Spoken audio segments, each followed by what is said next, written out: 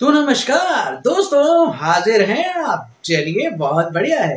आज का वीडियो फिर से स्टार्ट करते हैं और आज की वीडियो में हम लोग सीखेंगे इफ का एडवांस। दोस्तों, इफ के बेसिक को अगर आपने नहीं देखा है तो जाकर जरूर देखें, तभी आपको इफ का एडवांस समझ में आएगा। और आपको एडवांस सीख लिया तो फिर आपको इफ में कोई हिला नहीं पाएगा।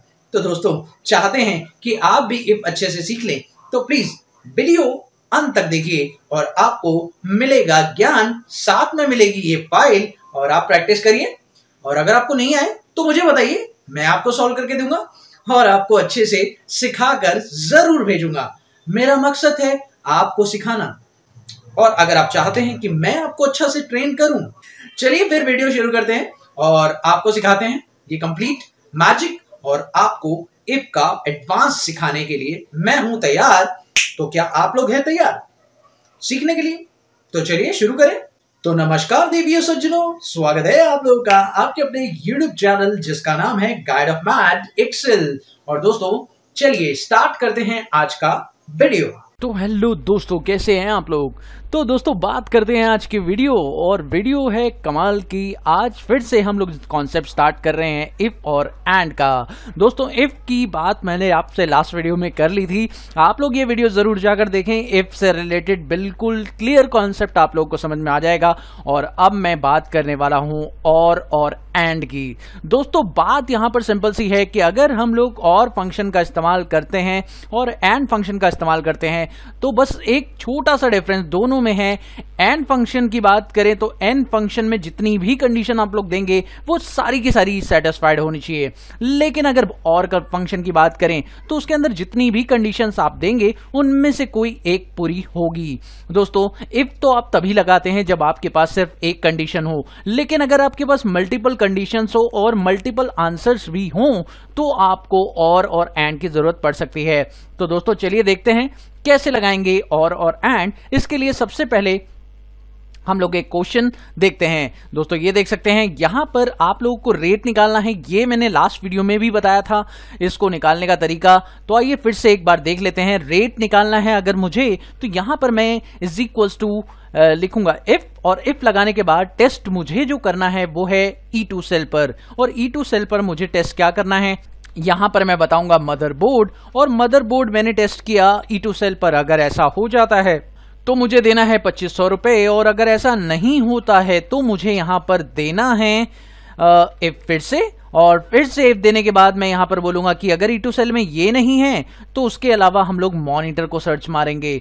तो मॉनिटर अगर हम सर्च करते हैं तो E2 सेल में मॉनिटर मिल जाएगा, और अगर मॉनिटर मिल जाता है तो आप 5500 आंसर करिए। उसके बाद अगर ऐसा भी नहीं होता तो यानी कॉमा, याद रखिएगा कॉमा बहुत ध्यान से लगाना है आप लोगों को। तो यहां पर हमने कहा तो, और तो लगाने के बाद हमने यहां पर जो है इज इक्वल्स टू सॉरी, तो लगाने के बाद हमने कहा कि इफ अगर ऐसा नहीं होता तो हम लोग यहां पर HP लेजर प्रिंटर कहते, और अगर HP लेजर प्रिंटर होता तो यहां पर उसके हिसाब से आप देखते हैं 10,680। और अगर तीनों में से कोई भी कंडीशन सेटिस्फाइड नहीं है तो अदरवाइज 0 आप लोग दे देते थे। तो यहां पर एंटर कीजिए और एंटर कीजिए। आप देख सकते हैं आंसर आ चुका है। ड्रैग कर दीजिए, आंसर सिंपल सा। लेकिन दोस्तों, अब बात यहां पर ऐसी है कि अब आपको इफ के साथ कंडीशंस भी बढ़ाकर दे रखी हैं। जैसा कि आप लोग क्वेश्चन देख सकते हैं, यहां पर एक कंडीशन नहीं है, जो आपका फर्स्ट आंसर है उसी में आपको 2 कंडीशंस प्रूव करनी है। यानी कि मदरबोर्ड तो होना ही चाहिए, साथ में अगर मदरबोर्ड होगा तो मोर देन 100 क्वांटिटी भी होना चाहिए। तो चलिए दोस्तों, इस केस में आप लोगों को इफ तो लगाना है, लेकिन दोनों कंडीशन पूरी करने के लिए आपको लगाना होगा एंड। और अगर आप एंड देखें तो आपको लॉजिकल्स काफी सारे मिल जाते हैं। और इफ का सबसे पहला सिंटेक्स जो है अभी चल रहा है, और एंड का ब्रैकेट भी ऑन हो चुका है। तो आप पहले टेस्ट करेंगे कि ये वाला सेल आपका जो है वो क्या है, मदरबोर्ड के बराबर है। तो अगर ये वाला सेल मदरबोर्ड के बराबर है तो उसके अलावा दूसरी कंडीशन की अगर बात करें तो दूसरी कंडीशन है F2 पर, जो कि है ग्रेटर देन 100। तो दोस्तों, दोनों कंडीशन पूरी होने के बाद आप यहां पर कॉमा नहीं लगाएंगे, क्योंकि 2 ही कंडीशन है फर्स्ट केस में। तो फर्स्ट केस में 2 कंडीशन खत्म होते ही आप एंड का ब्रैकेट करेंगे close and then put comma. तो यहाँ पर आपने एंड कॉमा लगा दिया है और फिर उसके बाद प्राइस का मीनिंग आप लोग जानते ही हैं, जैसा कि मैंने लास्ट वीडियो में बताया था, क्वांटिटी इनटू रेट। तो क्वांटिटी इंटू रेट प्राइस का मीनिंग है, इंटू कर देंगे 8%। तो दोस्तों इस तरीके से आपका हो गया। अब उसके बाद यहाँ पर कॉमा लगाना बहुत इंपॉर्टेंट है और कॉमा मैंने लगाया है, आप देख सकते हैं। कॉमा लगाते ही वैल्यू फॉल्स पूछ रहा है, तो वैल्यू फॉल्स में फिर से इफ लगाऊंगा क्योंकि दूसरी कंडीशन मेरे पास है इफ के साथ एंड। तो चलिए दोस्तों यहाँ पर इफ के साथ फिर से एंड लगाते हैं और उसके बाद E2 सेल पर इस बार मुझे जो टेस्ट करना है वो है मॉनिटर। तो हमने मॉनिटर टेस्ट कर लिया है। नाउ वी पुट अगेन जो हमारा क्वांटिटी वाला सेल है उसमें हम लोग बोलेंगे कॉमा लगाकर कि क्वांटिटी वाला सेल जो है वो 50 से ग्रेटर है। अगर 50 से ग्रेटर होगा तो आपको आंसर करना है और यहाँ पर दो कंडीशन देने के बाद आपको एंड का ब्रैकेट बंद करना है और कॉमा लगाइए। उसके बाद यहाँ पर दे दीजिए प्राइस यानी कि quantity into rate. Quantity into rate का कितना परसेंट, जो कि है 5%। तो यहां पर आप डिफाइन कर देंगे क्वांटिटी इंटू रेट का 5%। और अगर ऐसा नहीं होता तो आपको क्वांटिटी इंटू रेट का यानी कि F2 इंटू G2 का कितना परसेंट, 2%। तो 2% आपने दे दिया है। एंटर कीजिए, एंटर कीजिए। आप देख सकते हैं आपका आंसर आ चुका है। बहुत सिंपल फॉर्मूला है, बस आपको थोड़ी सी अंडरस्टैंडिंग बढ़ानी होगी। और अब चलते हैं अगले फॉर्मूले की तरफ। तो दोस्तों चलिए देखते हैं, इसमें आपको निकालना है रीबेट और फिर से आपको ये क्वेश्चन दिया हुआ है। तो चलिए देखते हैं कैसे निकलेगा।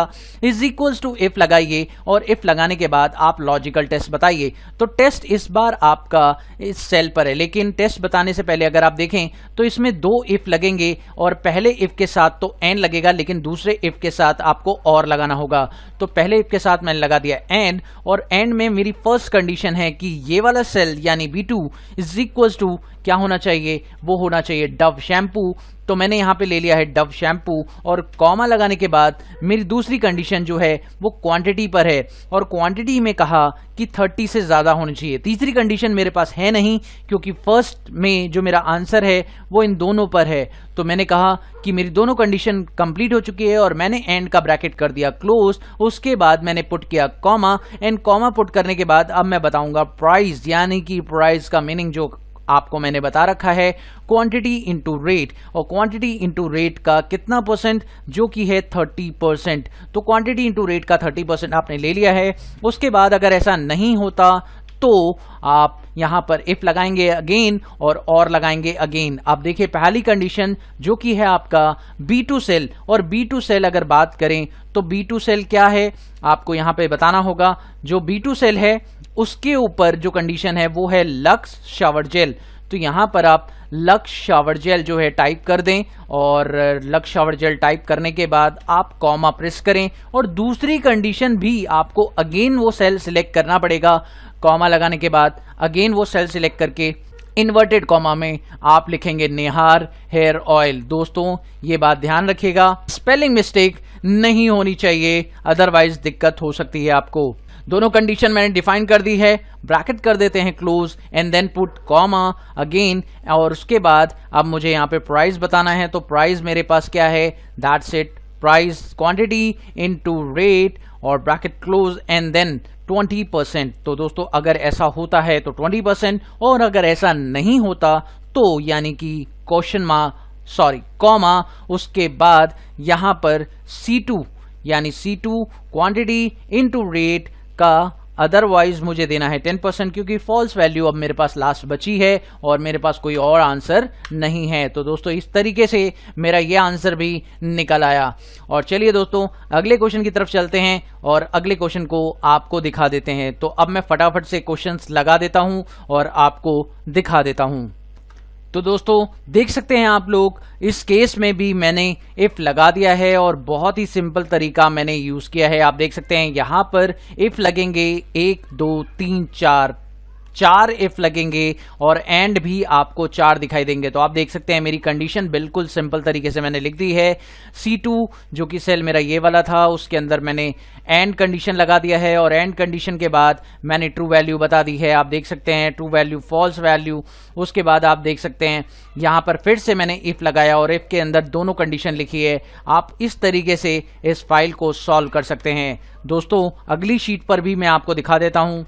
देख सकते हैं कि अगली शीट पर भी कुछ इसी तरह से मुझे क्वेश्चन दिया हुआ था और इसमें मेरे को बोला था कि 2 इफ लगाने हैं। सीधी सी बात है, आप लोग देख सकते हैं यहाँ पर 2 अलग अलग कंडीशंस हैं और उसके अंदर आपको 2 और कंडीशंस दी हुई हैं। तो मैंने इफ के साथ एंड का इस्तेमाल किया हुआ है। तो आप देख सकते हैं इस तरीके से आप अपना फॉर्मूला डिफाइन कर सकते हैं और इसमें बहुत खास ध्यान रखना है, जैसा कि मैंने आपको बताया लॉजिकल टेस्ट का, उसके बाद कितने कॉमास, कहाँ कॉमा लगाना है, कहाँ ब्रैकेट लगेगा, कहाँ क्वेश्चन मार्क लगेगा, सॉरी कहाँ कॉमा लगेगा, कहाँ एंड लगेगा, सब कुछ बहुत ही ध्यान से करें, अदरवाइज आंसर एरर आ जाता है। दोस्तों चलिए अगले फॉर्मूले को देख लेते हैं।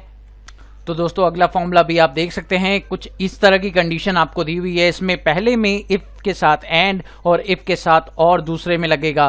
तो आप देख सकते हैं मैंने इफ के साथ एंड का इस्तेमाल किया है और फिर इफ के साथ और का इस्तेमाल किया। आप वीडियो को पॉज करके ध्यान से देखकर फॉर्मूला लगाइएगा, अदरवाइज आपका एरर आ जाएगा। दोस्तों बहुत ध्यान से, बहुत सावधानी से आपको अपनी कंडीशंस को लगाना है और आप अगर ये कर लेते हैं तो आपको कभी भी इफ फंक्शन परेशान नहीं करेगा और आपका फॉर्मूला हर बार सही होगा। दोस्तों अब चलिए मेरे पास अगला भी क्वेश्चन सॉल्व है। आप देख सकते हैं यहाँ पर भी मेरे पास 3 इफ हैं और 3 इफ के साथ मुझे यहाँ पर एक एंड लगाना है, दूसरा भी एंड है और तीसरा और है। तो आप देख सकते हैं मैंने पहले इफ के साथ एंड का इस्तेमाल किया है जिसमें मुझे 150 वैल्यू देनी थी, मैंने दे दी। और उसके बाद दूसरे इफ के साथ मैंने एंड का इस्तेमाल किया है और जिसमें मुझे 200 वैल्यू देनी थी तो मैंने दे दी। उसके बाद तीसरे इफ के साथ मैंने और का इस्तेमाल किया है जिसमें मुझे 100 वैल्यू देनी थी, वो भी मैंने दे दी। तो दोस्तों इस तरीके से ये जो क्वेश्चन है कंप्लीट होता है। तो मुझे उम्मीद है दोस्तों आपको ये सारे फंक्शन अच्छे से समझ में आए होंगे और ये कॉन्सेप्ट आपको कंप्लीट क्लियर होगा।